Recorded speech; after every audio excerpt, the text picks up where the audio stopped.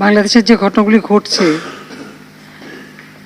আসলে এটা তো রাজনীতি কিছু না, এটা সম্পূর্ণ জঙ্গিবাদী কাজ, একেবারে জঙ্গিবাদী কাজ।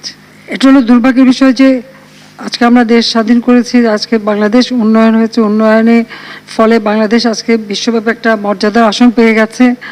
বাংলাদেশের নাম শুনলে এখন সবাই একটা সমীহ করে চলে, সবাই সম্মানের চোখে দেখে। একটা আন্তর্জাতিক পর্যায়ে বাংলাদেশকে আমরা তুলে আনতে সক্ষম হয়েছি আর্থসামাজিক উন্নয়নের মধ্য দিয়ে, অবকাঠামোগত উন্নয়নের মধ্য দিয়ে।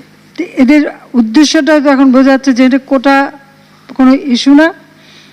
একে একে যে কটা প্রতিষ্ঠান বাংলাদেশের জনগণের সেবা দেয়, যে কতটা প্রতিষ্ঠান বাংলাদেশের মানুষের জীবন মান উন্নত করে, সেটাই ধ্বংস করা, অর্থাৎ বাংলাদেশটাকে যেন ধ্বংস করে ফেলা, এটাই তাদের। এবার আর এখানে যারা ওই শিবির, ছাত্রদল, বিএনপি, জামাত এরাই কিন্তু, এবং জঙ্গিরা এরাই কিন্তু আজকে আমাদের উপর থাবা দিয়েছে।